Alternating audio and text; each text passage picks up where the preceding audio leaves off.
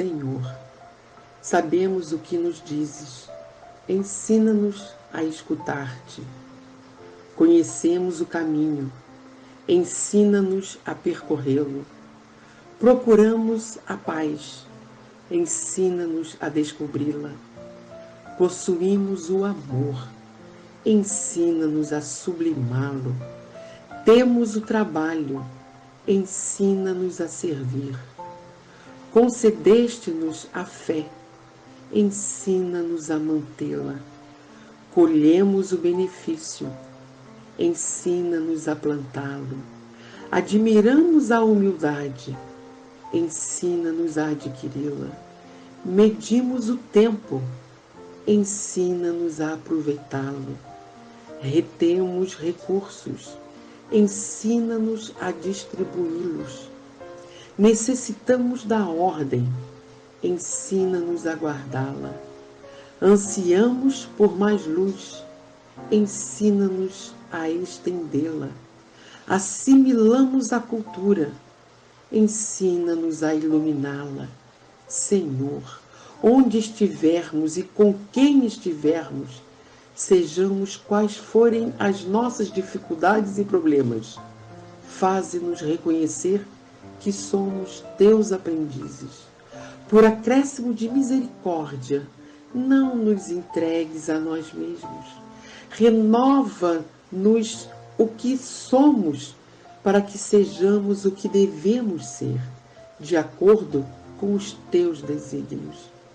E seja qual for a tarefa em que a tua infinita bondade nos situe, ensina-nos, Senhor, a compreender e amar, abençoar e servir, contigo hoje e sempre.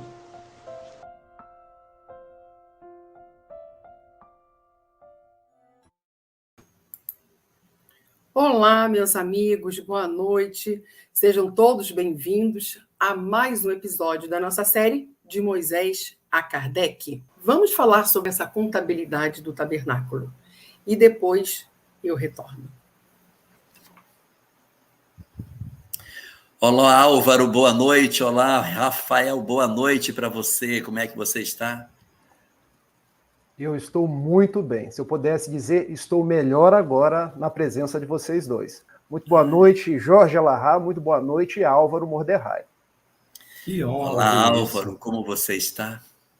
Eu estou bem, graças a Deus. Muito feliz, porque hoje a gente está chegando no final do livro de Êxodos. Se a gente não chegar no finalzinho, a gente quase termina ele. Ai. Que momento especial, né? Que dia especial. Eu acho que é um momento muito interessante, e aqui nós já tivemos até a oportunidade de comentar um pouco sobre isso, que os livros de Moisés são 5 obras. Dessas 5 obras, 4 são muito próximas, como os dedos da nossa mão, que são muito parecidos, e tem um outro que é diferente, distinto dos outros 4. E assim é a lei de Moisés. São 4 obras e uma quinta que apareceu depois, chamada Deuteronômio, em hebraico Devarim.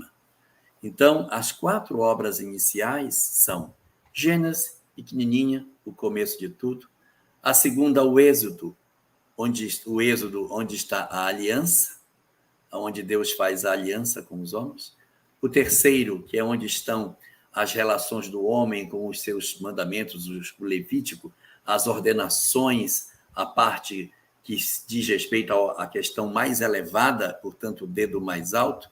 Depois, Números, que é o livro que vai falar sobre a contagem do povo, a enumeração dele. E, por último, o livro de Deuteronômio, que faz uma revisão dos melhores momentos dos outros 4, concluindo, assim, o chamado Pentateuco mosaico. Nunca é demais repetir que o nosso objetivo aqui é fazer um estudo espírita e, portanto, nós não temos compromisso com a literalidade do texto e nem estamos dispostos a querer defender todos os versículos que o texto possui, mas retirar a sabedoria que esses textos apresentam, oferecendo para nós lições reflexivas ao invés da literalidade que a gente possa encontrar. E hoje, como o Álvaro estava comentando, dos nossos 5 livros, nós estaremos terminando provavelmente, se Deus assim permitir, nós iremos terminar o segundo livro dessa série de 5. Esse livro é um livro muito especial. É o livro de Êxodo. Como o próprio nome diz, é o livro que vai contar a história da saída do povo do Egito. Vai começar com o nascimento de Moisés, toda a saga para a libertação dos judeus dentro do Egito, dos hebreus. Depois, a primeira etapa da sua caminhada pelo deserto até o estabelecimento, a inauguração efetiva do tabernáculo, que vai acontecer hoje, se tudo assim correr como pretendemos. O que eu quero dizer é que a gente vai encerrar hoje uma etapa muito importante, porque se nós olharmos para a história, o que era a história quando esse livro começou? Os hebreus eram cativos sem remissão na terra do Egito. Como é que essa obra vai terminar? Eles estão libertos no deserto, com uma nova lei, com um tabernáculo, na presença de Deus, restauradas as suas conexões espirituais, num livro que está contando parte da história de Moisés, que vai continuar nos livros subsequentes. Mas esse livro de Êxodo, ele é um livro da chamada restauração, da reconexão do povo na sua vinculação com Deus. E hoje, particularmente, nós iremos ver a última das paraxás que diz respeito a esse processo de reconexão do homem com o seu Criador. Essa paraxá, em hebraico, é chamada de Pekudei, que significa a parte da contabilidade, de fazer as contas dentro do judaísmo para a construção do tabernáculo. O que foi que aconteceu? Como é que tudo se deu para que o tabernáculo, então, se estabelecesse? Para quem não sabe, que não lembra, o tabernáculo é aquela construção temporária, móvel, que era usada no deserto, os judeus caminhando no deserto, levando uma tenda com uma série de medidas exatas, com objetos muito bem definidos por Deus no texto. E então, essa comunicação com Moisés definiu os objetos e a forma como esse templo seria. E agora nós vamos fechar essa história com o momento final de resumo de tudo isso e a inauguração do tabernáculo, do Mishkan. Que bonito, Elahá. Que palavras lindas, né? A gente ficou ouvindo o Rafael, o Elahá falar, a gente, né, viaja nas palavras, é bonito demais. E é bem legal que essa paraxá, essa porção, ela começa bem com esse propósito, com essas palavras que o Elahá colocou. Estas são as contas do tabernáculo do testemunho, que foram enumeradas por ordem de Moisés. Então aqui a gente vai perceber que existe uma preocupação em, depois de que o povo recebe os 10 mandamentos, anda em direção ao deserto, inicia a construção do tabernáculo. A gente passou 1/3 do livro de Êxodos só falando sobre tabernáculos. Eu acho que a gente teve 4 ou 5 lives sobre esse assunto. Eu não sei decor aqui, mas eu acho que são 4 ou 5 lives só falando sobre o tabernáculo. Depois que então fez-se o planejamento, recolheu-se os bens, ele foi construído, ele foi confeccionado por Bezalel e Aholiab, e depois disso, o que acontece? Antes de ele ser montado, Moisés fala assim, vamos fazer a contabilidade. E dentro dessa contabilidade, ele vai convocar 2 testemunhas, que são os 2 ajudantes que ele utilizou, Bezalel e Aholiab. Então, estes 2 homens, um menino, homem, serão, então, suas testemunhas. Menino porque ele tinha 13 anos quando ele começa nesse processo de produção. E o texto ele vai ser bastante assim, delicado, preciso. Então ele vai falar, olha, vocês doaram 29 kikar, foram utilizados 300 shekel de ouro, 730, mais 1.775 de prata, e é uma série de números que às vezes a gente fala, nossa, mas para que tanto detalhe? Mas a gente vai entender lá na frente. Mas tem uma passagem que quase semanalmente eu tenho falado dela, lá do livro de Deuteronômios. E é legal falar dessa passagem, cada semana, cada palestra, de um ponto de vista de uma faceta diferente. E esse versículo é: Ve'ahavta et Adonai Eloheicha bechol levavecha vechol nafshecha vechol moedecha. Amarás a teu Deus de todo o teu coração, de todas as... de todos... Alma. De toda a tua alma, de todas as tuas forças. Café. Tá vendo como eu assisto às lives? Coração. Então, aqui, a gente já trouxe em outras vezes que essas de todas as suas forças, ele é também traduzido como meoidecha. Meod significa muito. Então, de todas as suas posses. Isso não é só falado por mim, isso foi trazido por Rashi, Rav Shlomo Yitzhak. Ele tem um dos comentários sobre esse versículo, falando que é de todos os seus bens. Só que aqui, o que o Talmud vai vir questionar é o seguinte: está errado. Parece que a gente tem um probleminha aqui. Por quê? Porque está escrito, primeiro, você ama de todo o seu coração, depois de toda a tua alma, ou seja, mesmo que te custe a vida, e depois de todos os seus muitos. Não deveria ser o contrário? Os nossos bens não deveriam estar antes do, vamos dizer, do martírio, se assim fosse necessário? Né? Deveria falar, não, de todo o seu coração, de todos os seus bens, vamos assim colocar, e de toda a tua alma, se for necessário, com a própria vida. E aqui é interessante, que o Talmud vai trazer uma passagem que lá no Maseret Shabbat, ele vai dizer assim, Madam Baú el Mamonô, Mamonô. Olha, eu já ouvi essa palavra. Allan Kardec trouxe. Significa assim, muitas vezes as pessoas amam tanto o dinheiro que elas chegam a fazer loucura com a própria vida. Chegam a se dedicar mais ao dinheiro do que à própria vida. Então a gente vai perceber que existe aqui uma preocupação em transmitir para o povo de Israel a necessidade da contabilidade. A gente vai ver mais à frente o porquê. Mas, para trazer uma passagem aqui, a gente vai trazer essa passagem que Allan Kardec explora lá no Evangelho segundo o Espiritismo, que é Lucas 16, e ela está também em qual passagem de Mateus, Rafael? Está em Mateus 6:24. Quer comentar para a gente? Trazer a passagem? Com certeza. Está lá em Lucas, como você disse, 16:13, dentro da parábola do administrador infiel. E eu vou reproduzir. Ninguém pode servir a dois senhores, pois ou odiará a um e amará o outro, ou se apegará a um e desprezará o outro. Não podeis servir a Deus e a Mamon. Esse Mamon aqui, nós extraímos da mitologia grega, que representa riquezas, posses mundanas.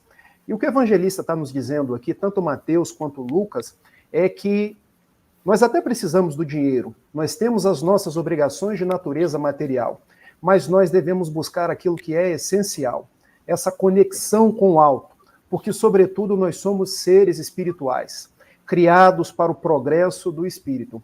Então, quando o evangelista vem e nos diz não podemos servir a dois senhores, quer dizer que não podemos prestar devoção, nos inclinar àquilo que é material, porque é transitório. Porque quando a gente nos inclina ao que é material, a gente perde o próprio sentido da nossa vida, que é progredir, fazer o nosso alevantamento moral e seguir em frente. Veja que o texto diz de toda a tua alma. Não disse de metade da tua alma. Se toda a tua alma, se todo o teu coração, toda a tua força, todo o teu entendimento estava, é todo. Então, se é todo, não tem como você ter fração do seu eu voltado para outro Senhor. Uma coisa se conecta com a outra. Se é para amar o Senhor teu Deus de todo o teu coração, não dá para ter dois senhores. Só daria se dissesse assim, reserva uma parte do teu coração, uma parte do teu eu, da tua força, do teu entendimento, um pedacinho, para tu cultuares ao Senhor. Não. É Teotó, Deodó. todo. Kol. É kol que está em hebraico? Kol. Kol. Isso mesmo. Então é todo mesmo. E é interessante que quando eu trouxe esse versículo do Talmud, essa passagem, não é, a gente não está, o Talmud não está dividido em versículo, mas essa passagem, Adam Baú al Mamonô, o Talmud ele não está em hebraico, ele está em aramaico. Então, essa mamonô é uma palavra que vai dar origem a esse mamon também, e esse mamon, ele não está nenhuma vez escrito na Torá. Nós acreditamos que essa palavra tenha sido assimilada no hebraico a partir do momento em que a gente encontra o povo sendo exilado lá na Babilônia, depois da destruição do primeiro templo. Só que a gente vai encontrar no século 7, antes de Cristo, um rei, um soberano em Israel, que o seu nome era Amon. Amon, ele se tornou soberano aos 22 anos, e esse Amon, ele governou só por 2 anos, e ele era um rei ele acometia idolatria, ele era idólatra, e o seu reino ficou bem pouco tempo. Quando a gente pensa em Amon-Ra, a gente vê uma conexão também dessa palavra lá com o Egito Antigo. E a gente percebe que Amon, em hebraico, significa muito, mas não é só muito.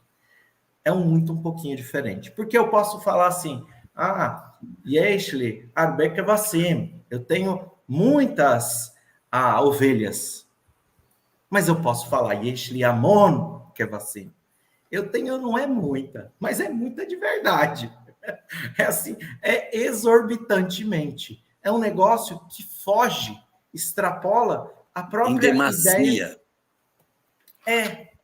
Então a gente percebe que a gente tem as necessidades de alguns bens para a nossa estabilidade na vida. Não é uma crítica à riqueza, mas é mais um nível de consciência onde a gente precisa saber lidar, bem administrar, não ser pródigo com os nossos bens e dedicar principalmente, até mesmo quando pensamos nas riquezas, quando pensamos nos bens, dedicar o nosso espírito, acima de tudo, ao amor a Deus. E que os bens sejam caminhos para alcançar a Deus, não para que nós venhamos a fazer como diz o Talmud, nós colocarmos as riquezas até mesmo à frente da nossa própria vida. E tem uma outra passagem aqui que eu queria trazer, e a gente já vai entender por que eu estou colocando tanta... Quero fazer só um comentário. Não é para ninguém ir atrás disso, que isso aí não vai nos ajudar de nada, é só um título de curiosidade. No livro O Céu e o Inferno, a primeira parte, existe um capítulo chamado O Céu, onde Allan Kardec faz uma reflexão sobre o que seja o céu e depois costura com a visão espírita. Tem um outro capítulo chamado O Purgatório. E depois tem um outro chamado O Inferno. No capítulo O Inferno, que não é necessário que ninguém vá atrás disso, que não vai servir de nada, mas Allan Kardec ali mostra que durante o período do cristianismo clássico da Idade Média, se procurou descobrir quais eram os principais pecados que a humanidade poderia ter. E foram eleitos 7 pecados capitais. Eu não vou lembrar todos aqui, mas é ira, orgulho, inveja, preguiça, etc. São 7. Tem até quem diga que os 7 anões da Branca de Neve, cada um deles é a representação mítica de um... Se você olhar, você vai, esse aqui é a gula, esse aqui é a soberba, esse é a preguiça. Bom, então, você tem os 7 pecados capitais e possui, para cada pecado capital, um demônio. Então, para o pecado da gula, aí tem um lá, tem o nome dele, que eu não vou lembrar, nem quero aprender. Está lá o nome dele.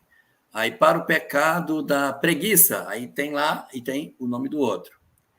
E entre os 7 pecados capitais, há um pecado chamado avareza. Reter tudo para si. Esse eu sei o nome desse demônio. O demônio da avareza chama-se Mamon. Então, ao longo do tempo, foi se criando uma série de conceitos. Não são espíritos, esses conceitos não são espíritos, pelo amor de Deus. Mas, assim, só para a gente entender como a gente foi construindo. E o pecado da luxúria, o demônio é Beuzebu. Então, aí você tem... Por isso que aparecem esses nomes em algumas coisas. Quando eles aparecem, eles não aparecem à toa. Eles estão conectados com uma específica imperfeição moral, pecado capital, por isso que eles são evocados. E aí, não podeis servir a Deus e a Mamon é o demônio da avareza, e por isso foi trazido esse nome para dentro desse texto, tá? Só para ficar conectado isso com algumas questões que estão na obra de Allan Kardec. Que legal, não sabia, muito legal. Então a gente encontra aqui um personagem que está no capítulo 19 de Lucas, que é Zaqueu. Ele tinha que fazer a coletoria de impostos e ele vive na sua vida essa servidão a Mamon, e em determinado momento ele vai em direção ao Cristo. Jesus diz que iria ser recebido na sua casa, vai fazer uma refeição e lá ele diz que daria metade dos seus bens aos pobres. É interessante que quando Lucas ele fala de um publicano, já era meio que óbvio que ele fosse rico, porque eles compravam o direito de cobrar impostos do Império Romano e depois cobravam muito mais. Então ele já tinha que ter determinadas posses de maneira geral. Mas aqui ele fala, ele era o chefe dos publicanos, da cidade mais rica financeiramente da terra de Israel, Jericó, naqueles dias, onde o comércio era mais desenvolvido. E ali, a gente está em o texto dizendo, ele era muito rico. Então, ele era rico de verdade. Quando ele se levanta e ele fala, agora eu vou servir ao Senhor, ele fala, eu vou dar metade dos meus bens aos pobres, e ele vai dizer, todo aquele que disser que eu tomei algo que fosse injusto, e devia ter uma multidão, ele deve ter passado alguns milênios devolvendo esses bens, ele falou, eu vou pagar 4 vezes. E por que ele fala 4 vezes? Isso aqui está no nosso livro de Êxodos. Quando a gente falou das leis cíveis da Torá, a gente colocou que se alguém roubasse uma ovelha ou um boi, deveria pagar o quê? 4. Então aqui, 4 vezes, ele está fazendo referência ao Cordeiro Divino. Ele está fazendo referência a devolver tudo aquilo que ele mal administrou. E o ponto, e eu vou colocar isso e vou jogar para você, Rafael, para você, Lahá, o ponto todo é que no capítulo 33, o Midrash diz o seguinte, que sempre que Moisés levantava, ia até lá, o povo se levantava e observava-o. Aquele que está diante da administração de bens que são coletados, e aqui a gente pode estar falando de uma casa espírita, a gente pode estar falando de uma instituição de caridade, está sempre sendo observado.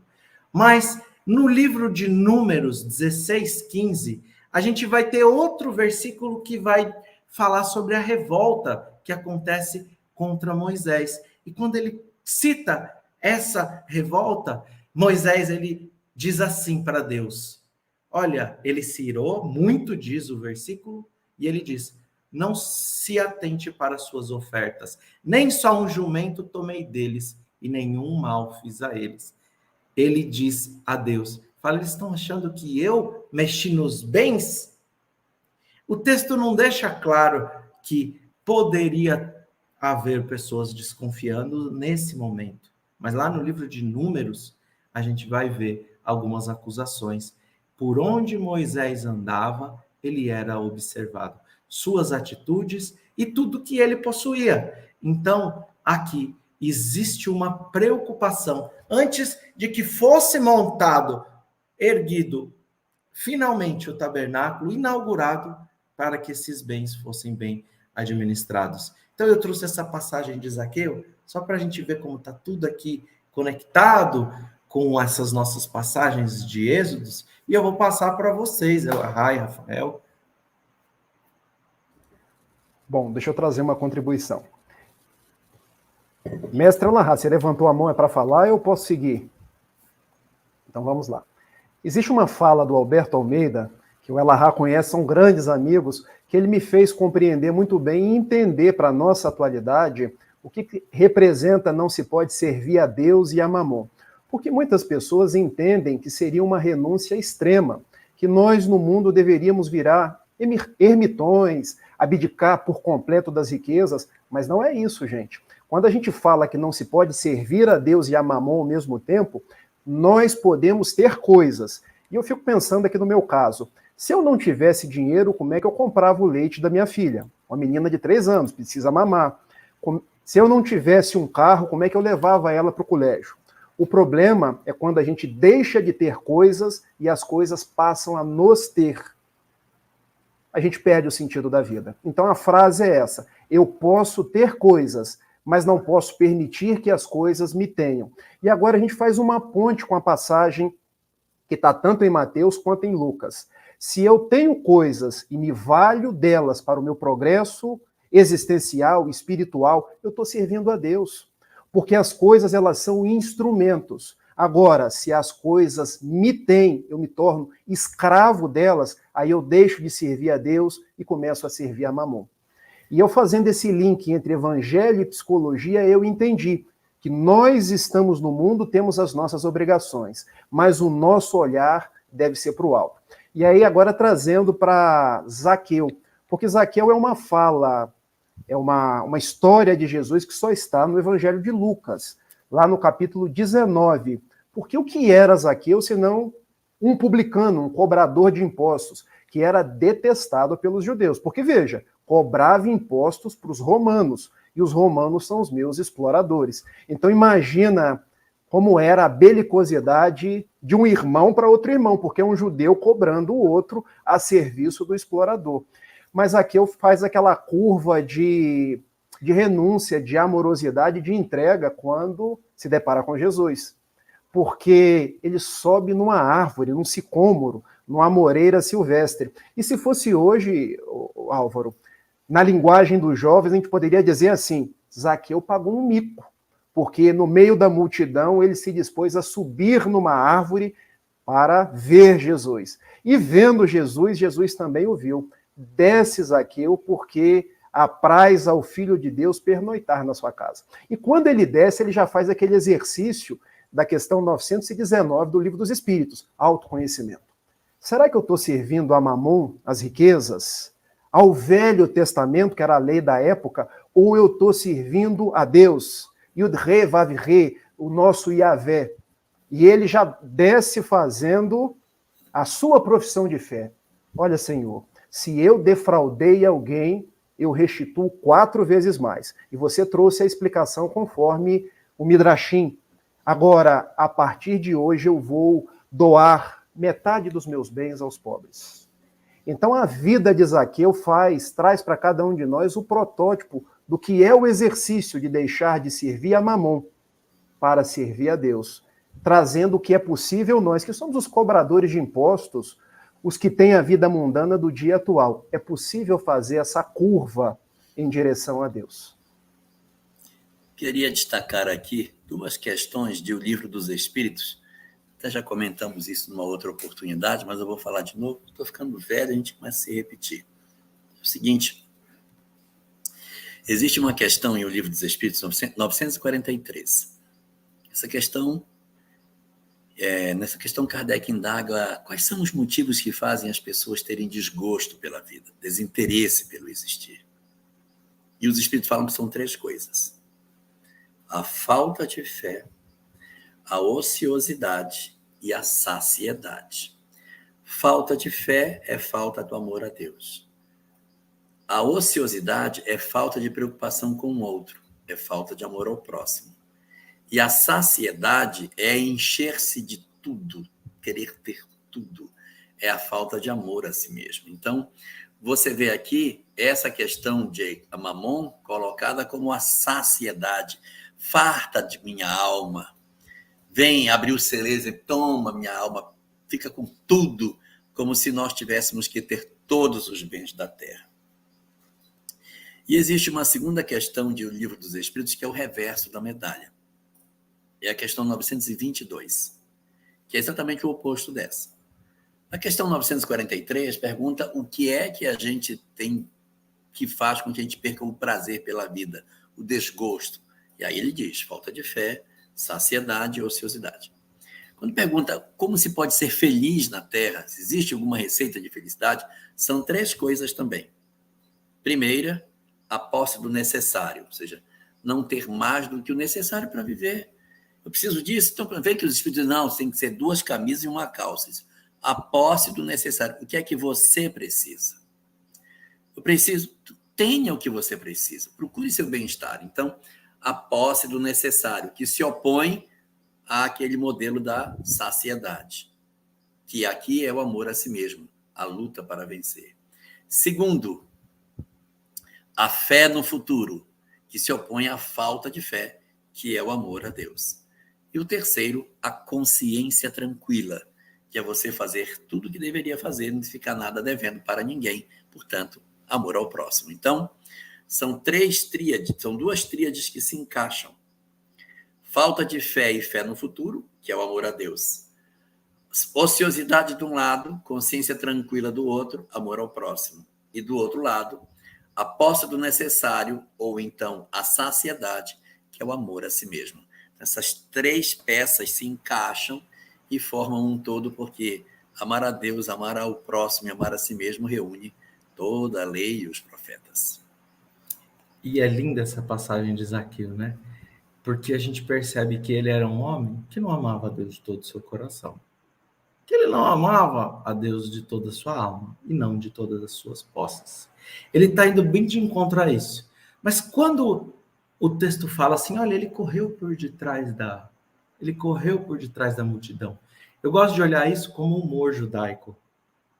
O evangelho é engraçado. Ele não é para ser triste, ele é engraçado. Porque se você falar o homem mais poderoso correndo por detrás de uma multidão, ele podia ter mandado os guardas romanos abrirem caminho para chegar até Jesus. Por que ele não anda em meio à multidão? Porque ele foi um dos que explorou o povo. Se ele andasse, por exemplo, algum zelota tirava uma faquinha e matava ele em meio à multidão.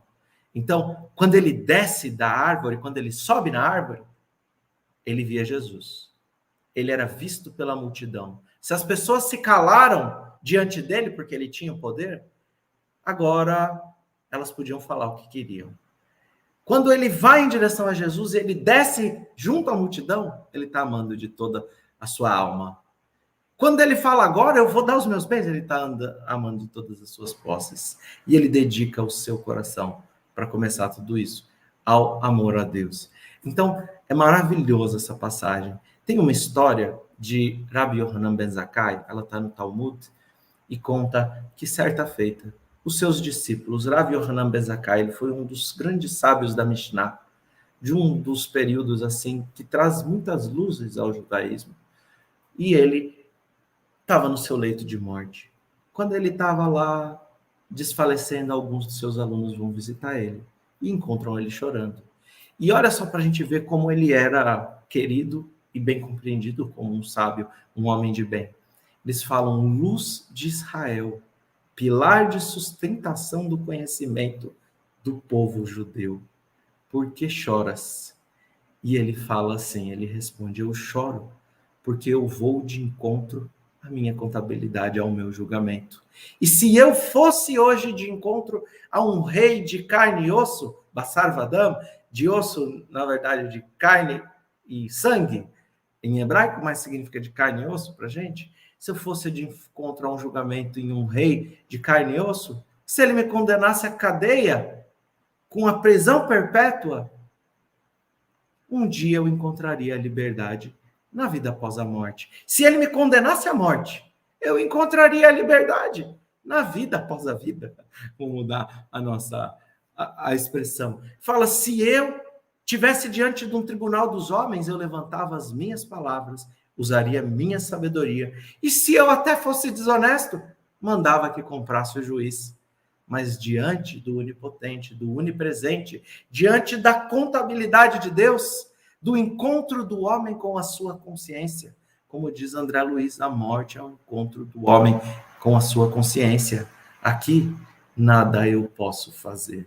Aqui, ele está diante da contabilidade, não dos bens da sua vida, mas dos feitos, das intenções, dos pensamentos, porque ele poderia ter sido falso, ou como diz o evangelho, hipócrita, mas ali ele ia para o verdadeiro encontro. Então, é bonita, né, essa ideia da contabilidade, porque não está só falando do dinheiro, né, mas dessa essência da contabilidade da vida. E linda é a reverência, né? Luz de Israel. Nossa, muito bonito. Muito bonito, né? É muito, muito interessante toda essa passagem sobre essa preocupação da contabilidade. A gente já trouxe um pouco para o espiritual e trouxe mais aos nossos dias. Mas é interessante que quando vai ser montado... Posso pular, Elahá? Já pode ir para a montagem? Pode, eu acho que o nosso tempo já está ótimo. Então, quando Moisés vai montar, aliás, quando o povo vai montar, todos os objetos estão prontos, tá tudo ok, mas precisava só montar o tabernáculo. Moshe fala assim, olha, Moisés fala assim, vamos esperar um pouquinho. Vamos esperar o mês de Nissan. Nissan é o mês da Páscoa judaica. E eles esperam o Rosh Chodesh, primeiro dia do mês de Nissan, Só um para instantinho. montar. Por que o mês de Nissan? Porque o mês de Nissan foi o mês que eles saíram de Israel. Quando acontece a saída do povo, a saída do Egito, ela acontece no mês de Nissan. A Páscoa é no mês de Nissan. A travessia do mar é em Nissan. Então, ele se espera, deixa chegar o momento de Nissan para a gente celebrar como um aniversário. Então, nós vamos celebrar o aniversário, nosso primeiro aniversário nessa situação de longe da terra de Israel, numa celebração de inauguração do Mishkan. Então, ele conecta a inauguração daquele templo móvel com exatamente o mês quando eles saíram de Israel, para não criar uma data nova, mas celebrar aquilo como sendo a festividade da celebração da libertação do povo. Pessah. E o pessoal chama Klal Israel, que é os líderes, né? Para montar. Eles montam, as madeiras não se encaixam. Fala assim, não, peraí, Betzalel, você fez com a olhar, monta vocês. E diz, conta uma ideia, acho que o coração de Moshe estava apertadinho. Porque ele falava, puxa, eu vi tudo, mas não participei de nada, porque ele não construiu. E Betzalel e Oliav monta e não fica parado. Então, Moshe sente na sua intuição que ele deveria montar. E ele monta. E ali fica pronto o tabernáculo. E nesse momento, então, é dito que a presença, que a Shekhinah, que a presença de Deus, descanse sobre ele. E conta que naquele momento, no plano espiritual, foi dito a Moshe, armem um Mishkan nos céus é plano espiritual, idêntico ao da terra. Então aqui é bem bonito que a gente vai perceber que todo esse processo que a gente já foi trazendo para o Espírito, de criar um local de descanso para Deus, ele deve vir ao Espírito. A gente não está falando aqui de um local físico, de templos, não tem como fazer como diz para nós Estevão, como disse Isaías, Deus não habita templos de pedra. Como você cria um templo de pedra para o Criador de toda a matéria do universo? Ou dos multiversos, sei lá. Então, é interessante que a gente vai encontrar esse processo vindo para o espiritual. E antes de passar para vocês comentarem isso, eu vou trazer 4 perguntinhas. Quando eu comecei o primeiro versículo, eu falei o seguinte: Mishkama Edut, tabernáculo do testemunho. Então, o tabernáculo era o símbolo de que o povo de Israel havia sido, entre aspas, perdoado, estava livre do pecado do bezerro de ouro, do retaegel. Então, depois, a gente encontra outra pergunta. Por que é que a gente encontrou nas últimas passagens ordem de construção. Primeiro você faz esse instrumento, depois você faz o tabernáculo. Por que os instrumentos foram feitos antes? E aqui a resposta é porque se a gente não tiver prioridade e organização, ou disciplina e autodisciplina, é o que Emmanuel diz, a autodisciplina, não a disciplina imposta por outros, para nós realizarmos as tarefas do Espírito, a gente não consegue resolver tudo ao mesmo tempo. Mishkam vem da palavra lishkon, descansar. E a gente vai entender que esse descansar é onde se extinguiu a treva no nosso espírito e existe luz. Ali, o trabalho de Deus está realizado no íntimo do nosso coração. Então, a plena presença divina no templo dos nossos corações seria a plena extinção das trevas. E, por último, a gente já falou, mas eu vou comentar de novo, que Betzalel, ele não recebeu todas as instruções de Deus, mas ele chegou a corrigir Moshe sobre alguns aspectos da construção do tabernáculo. O que isso quer dizer para nós? Quer dizer que a mediunidade aqui é inerente a todos, não só a Moisés, não só ao líder. Ele tinha capacidade de compreender todo o processo de construção. E eu vou passar para vocês e depois eu quero rapidamente falar de outro assunto. Mas vou passar para vocês, pode puxar. Quer comentar, Rafa? Quero porque durante todas essas lives, ouvindo vocês dois, uma das coisas que eu mais ouvi o Álvaro falar é que a gente precisa tirar o espírito da letra. Lembrando do próprio apóstolo Paulo, lá em Coríntios 2, segunda carta de Coríntios, capítulo 3, versículo 6. A letra mata, o espírito vivifica. Então, quando a gente ouve falar em Mishkan, em construir um Mishkan, tudo isso é muito válido, mas trazendo para os dias atuais, onde está o nosso Mishkan, se não na nossa interioridade, a nossa casa interna? E eu me recordo de uma outra frase de Paulo, agora falando no Areópago, em Atenas, que você já reproduziu, porque ela está no Velho Testamento. Não penseis que eu vim construir templos de pedra, mas eu vim construir o meu tabernáculo, o meu Mishkan no coração do homem. Então todos nós estamos construindo esse Mishkan com madeira de acácia, com os pães da proposição, com os nossos bons valores todos os dias. E já que hoje nós estamos comentando aí sobre a contabilidade do tabernáculo, eu me lembrei, porque eu tenho uma grande felicidade, desde 2003, fazer parte da Sociedade Espírita Fraternidade em Niterói e partilhar da companhia de José Raul Teixeira, que se o Elahá é um pai, o Raul é o outro pai, e partilhar de reuniões mediúnicas com ele. E eu nunca me esqueço, quando no final de uma reunião mediúnica, o benfeitor Camilo, que é o guia espiritual de José Raul Teixeira, ele veio e falou, e eu nunca esqueci: comandais a contabilidade do vosso espírito imortal. Será que já tens angariado os verdadeiros tesouros do espírito? Ou ainda andais arrastando pelas coisas transitórias do mundo? E eu venho aprendendo que nós somos esses viajores, esses peregrinos, na linguagem do povo hebreu, os peregrinos da imortalidade. E a nossa contabilidade não é uma contabilidade material. A nossa contabilidade são os valores que nós vamos amealhando dia após dia na construção desse grande Mishkan que nos conecta a Deus. Eu queria só relembrar aqui alguns momentos importantes. Nós temos aí o Mishkan, que é um tabernáculo, um templo móvel, que eles andavam pelo deserto, levando essa tenda, armando e rearmando, meu Deus, diversas vezes até chegar à terra de Israel. Depois, esse próprio Mishkan, tomado as suas proporções, vai se transformar no Templo de Salomão. As medidas do Templo de Salomão, o que é o Templo de Salomão, é a construção em pedra daquilo que o Mishkan é.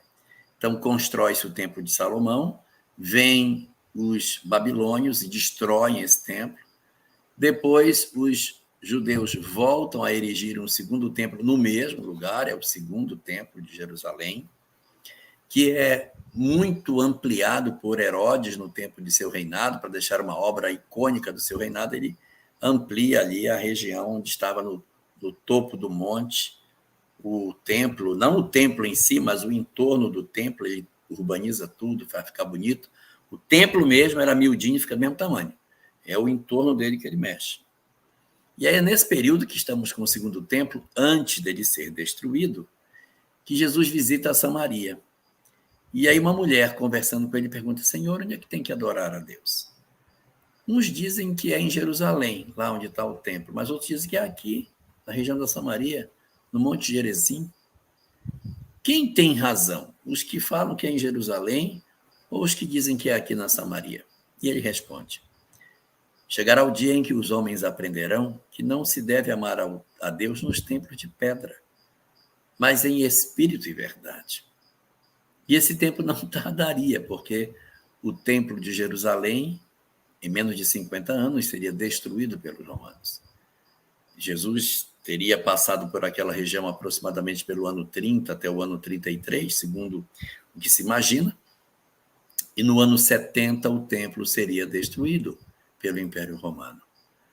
Depois da destruição do segundo templo, não haveria a construção de um terceiro templo. O homem aprenderia a amar a Deus em espírito e verdade, sem a necessidade de templos de pedra para que isso pudesse ser feito. É um natural processo de amadurecimento em que nós passamos a perceber que o Senhor de todas as coisas não precisa mais de nenhum templo em particular. E só para terminar o que eu estou dizendo, havia no templo de Jerusalém uma cortina chamada parochet, que separava as duas partes do templo, a parte do Kodesh com a parte do Kodesh HaKodashim, o santo do santo dos santos. E tinha uma cortina, um véu do esquecimento, um véu que ocultava o que tinha atrás daquela cortina, que o Kodesh HaKodashim ninguém podia entrar, só o sumo sacerdote uma vez por ano. Então era um mistério que tinha ali. E está nos evangelhos registrado que quando Jesus desencarna, o véu do santuário rasgou de cima a embaixo. Que véu de santuário é esse? É essa cortina. Rasga-se a cortina e revela-se o que tem no Kodesh HaKodashim. Não havia mais segredos. O que era oculto estava revelado. Não havia mais sentido para existir um templo que separava uma parte conhecida do oculto para o homem, e tudo passou a ser conhecido de todos. Todos poderiam ver o que estava dentro do Kodesh HaKodashim. Assim, o templo de pedra perdia o seu sentido na ideia de guardar como segredo a Arca da Aliança. Ficou tudo revelado a partir da sua desencarnação. E quando o templo é destruído, então não havia mais sentido para ter um templo de pedra para abrigar a fé dos homens. Sabe o que me fez lembrar, Rafael, uma história? Eu tenho um amigo e a gente era uma época muito próxima. E aconteceu uma situação, algumas situações, a gente foi meio que se afastando. Eu tinha feito uma viagem para Roma, eu comprei uma pintura linda, uma aquarela. Bom, tudo em euro é caro, né? Até um café. Então, eu comprei essa aquarela linda e eu mandei colocar num quadro e coloquei ela no meu quarto. E era o Coliseu, a pintura. E eu tinha pago um valor expressivo, assim, para mim era um valor alto. E eu olhava aquilo todos os dias de manhã e eu falava, nossa, que coisa linda. E chegou o dia que era o aniversário desse amigo. E eu acordei, estava olhando, né, o quadro. E aí um espírito amigo me falou, hoje é aniversário do fulano de tal. Eu falei, nossa, é verdade, o que eu posso dar de presente, né? Lembrando da história do Chico, né, que ele usou o presente da máquina de costura. E aí ele me disse, dá um quadro. Eu falei, nossa, mas precisa de ser um presente tão caro. Ele falou, mas você quer acumular bens neste mundo? Ou no plano espiritual? E eu fui até a casa dele, entreguei o quadro de presente. E foi uma situação que me marcou e eu lembrei dessa história essa semana passada e contei ela para minha mãe. Mas eu quero fazer aqui, trazer umas questões muito interessantes. Muito interessantes. Para quem for dos NEPs, dos grupos de estudo, é muito bacana. Porque a gente está encerrando o livro de Êxodos.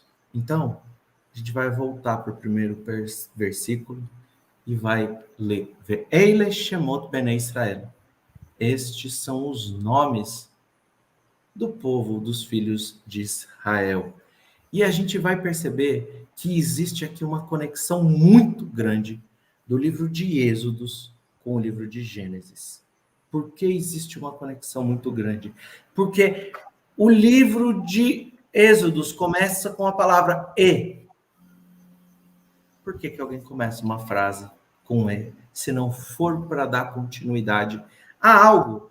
Então a gente começa o livro de Gênesis falando da constituição macrocósmica, da criação do universo, de como surge a vida na Terra, de como o homem é colocado com a sua natureza, tanto a sua natureza animal, tanto quanto a sua natureza divina, sobre os caminhos da purificação com Noé, e a gente vai chegar aqui no livro de Êxodos.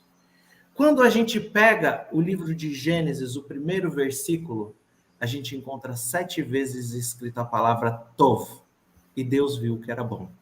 Tov significa bom. 7 vezes. Quando a gente pega o primeiro versículo, Bereshit bara Elohim et hashamayim v'et haaretz, no princípio criou Deus os céus e a terra, 7 palavras. O segundo versículo tem 14 palavras, ve'aretz ha'ita tohu v'tohu, não vou falar inteiro, mas tem 14 palavras.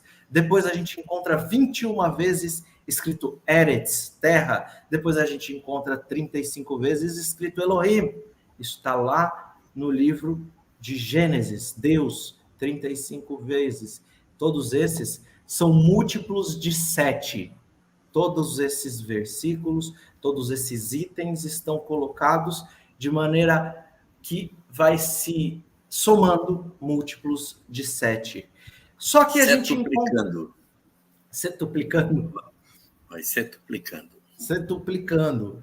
Então, a gente vai encontrar um elemento aqui que é muito importante, e Jesus se utiliza nas suas falas desse elemento. Qual? É um processo de mará das palavras, de espelhamento das palavras. Então, lá em Gênesis, a gente encontra Shofer dam ha'adam badam domo yashfer. Então, olha, quem derrama o sangue do homem terá o seu sangue derramado. Então, começou com sangue, terminou com sangue, passou para o homem, voltou para o homem. Se a gente pegar, colocar um espelho, ele fica exatamente o contrário. Jesus se utiliza desse processo em diversas falas. Quando a gente vai para o hebraico ou para o aramaico, fica mais claro ainda as falas de Jesus. Isso que eu falei está no capítulo 9 de Gênesis, versículo 6. E aqui o livro de Gênesis e o livro de Êxodos, ele é espelhado. Porque ele começa com Deus fazendo um lugar para o homem. E aqui ele terminou com o homem fazendo um lugar para Deus. Se antes era o macro, o universo sendo criado, agora é um micro, é um lugar dentro de nós, aqui no nosso íntimo. Isso só a gente pode fazer. E tudo se dá com a palavra Hamavdil ben Kodesh lechol. E Deus então separou o santo do rolo, do mundano, do mais simples, do mais comum. Aquele que rolo em hebraico significa vazio. Vazio do quê? Vazio da presença de Deus. Então o mundo foi criado, o Olam, eu já expliquei algumas vezes, significa ocultação. Com a ocultação de Deus. Cabe ao homem trazer no seu templo íntimo o lugar, a constituição de onde Deus vai habitar, em homenagem, em sequência, em objetivo de toda a obra da criação. Todo o livro de Gênesis, ele foi constituído, ele foi escrito para que nós entendêssemos que depois de simples e ignorantes, caminhamos talvez nós em mundo de provas e expiações, com certeza, por alguns caminhos que nos levaram à escravidão do espírito. Mas Deus não nos abandonou. Deus nos tira, nos leva até as suas leis, ao encontro com Ele mesmo. Com a lei, com a causa e efeito, a gente sai do Egito, encontra com Deus, entende as suas leis. No deserto, a gente não consegue mais olhar para o material, a gente olha para dentro. o deserto da sede de água viva do Evangelho. Aqui, a gente vai ver a construção de muitos elementos que a gente foi elencando em cada uma dessas lives, que vão representar onde Deus vai habitar. Caminhos para Deus permear a escuridão do nosso espírito. E se você falar assim, tá bom, mas o que isso tudo pode servir para o NEP? Bom, você já deve ter ouvido falar de um livro chamado Apocalipse, que fala de 7 selos, 7 igrejas, de 7 menorotes, 7, como chama? Castiçais, 7, etc. E se a gente falar assim, ainda não estou 7 taças de pragas. 7 taças. 7 chifres. 7 chifres. 7 cabeças e 10 chifres. 7 cabeças e 10 chifres. E se a gente falar assim, olha, que isso tudo ainda não estou tão convencido desse espelhamento que você está falando. Então eu vou dizer uma coisa. Moisés, como eu disse, 7 vezes foi dito Tov. Moisés recebeu 7 ordens. Construa dessa forma. Faça dessa forma. Faça assim. 7 ordens. E se vieram de Deus, são boas. Aqui é para a gente entender que o projeto íntimo de constituição de um local para Deus, ou, se você quiser a frase de Jesus, brilhe vossa luz, faça encandear a sua centelha divina, é um projeto divino. E se você falar assim, tá bom, Álvaro, ainda não estou tão convencido, a gente pode ir versículo por versículo. Versículo 31 do Gênesis. E viu Deus que tinha quanto tinha feito, e eis que era muito bom. Foi tarde, foi manhã, dia sexto. 39 e 43. Viu, pois, Moisés toda a obra, e eis que tinha feito, como o Senhor ordenara. E Moisés abençoou. 2:1. Aos céus, à terra e a todo o seu exército foram acabados. 39 e 32. Assim acaba toda a obra do tabernáculo e a tenda da congregação. E os filhos de Israel, conforme o Senhor ordenara, tudo fizera. 2:2. E havendo Deus acabado, no 7º dia a obra que fizera, 40:33. E levantou também o pátio ao redor do tabernáculo do altar, e pendurou a cortina na porta do pátio. Assim, Moisés acabou a obra. 2:3. Abençoou Deus o 7º dia. 39 e 43. Moisés, então, abençoou. 2:3, continuando, em outro ponto.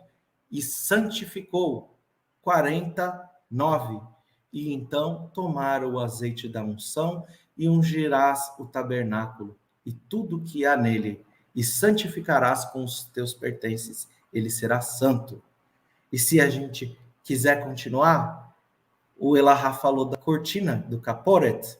Então, no primeiro dia da criação, estendeu-se uma cortina dos céus e da terra. Separou-se os céus da terra. No Mishkan, estenderam-se as cortinas que separavam a parte de dentro da parte de fora. Segundo dia da criação, que se estabeleça nos céus para separar a água. A parochet, que foi falada pelo Elahá, separa também não a parte de fora, mas mais interiormente o Kodesh HaKodashim, o Santo dos Santos do Santo. Terceiro dia da criação, que se reúna toda a água. Lá no Mishkan, o que acontece? Fareis o Kior, o lavatório, onde a gente falou do ritual de purificação com água, onde juntareis a água. Quarto dia da criação, o sol e a lua e as estrelas fiquem fixas no céu. Aqui havia uma menorá, uma luz que radiava dentro do Mishkan. Sexto dia, Deus colocou Adão no Gan Eden, lá no paraíso, como chama em português? Jardim do Éden. E aqui no Mishkan, Deus ordenou a Aaron que habite o Kodesh HaKodashim, que ele se tornasse sumo sacerdote e entrasse no Santo dos Santos.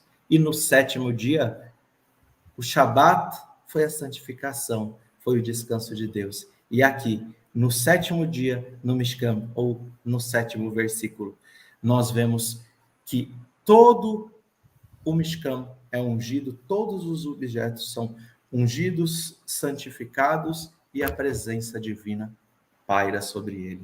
Então, a gente percebe que coisa mais linda, esse espelhamento, né? Espetacular. Mas eu queria botar mais uma aí. Você disse que separa o santo daquilo que é mundano. Qual é a palavra? Ben Kodesh Lechol. Lechol. E você disse que é vazio. Mundano, vazio. Não é isso? E aí eu lembro que no versículo 2 do Gênesis diz assim, e a terra, depois de criada, era sem forma e vazia. Então também mais uma conexão aí, esse vazio, porque sem a criação, sem a presença de Deus é vazio. É vazio. Que lindo, né? Lembrei de uma questão. Serás como o símbolo que retine, ou o sino que toca? Era rolo.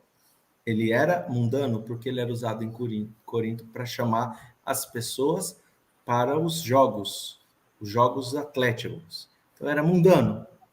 E depois passa em Corinto a chamar as pessoas para as reuniões do cristianismo primitivo. Ele se torna santo.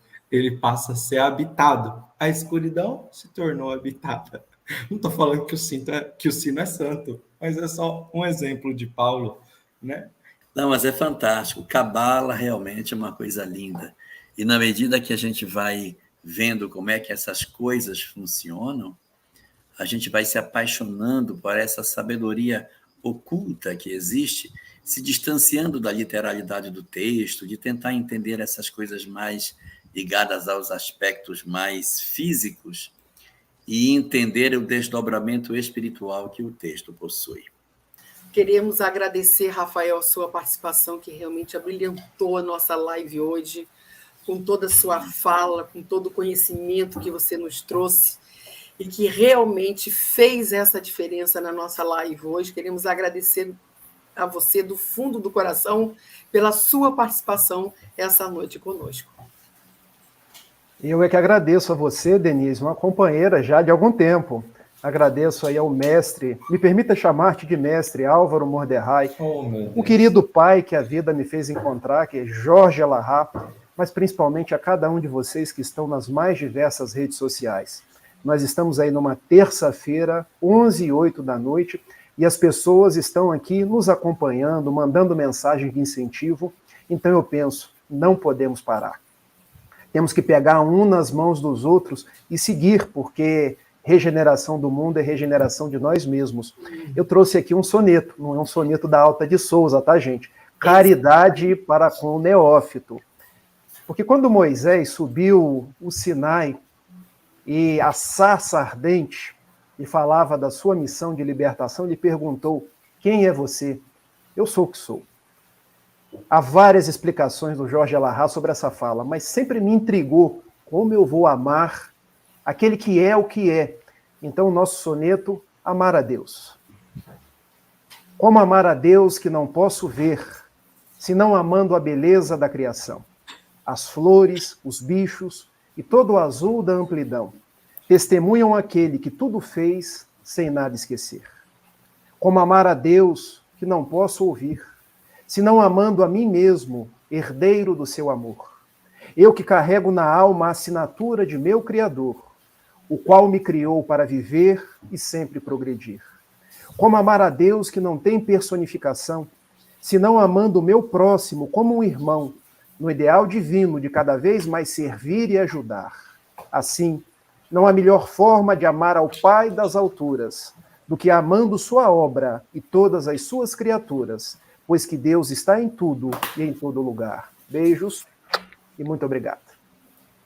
Gente, maravilhoso. Isso já foi até a nossa prece final, porque realmente toca, né? Toca. E aí a gente já termina também com esse clima, com essa energia, com essa harmonia que foi toda essa live hoje aqui. Gente, beijos, fiquem com Deus, uma boa noite e uma boa semana.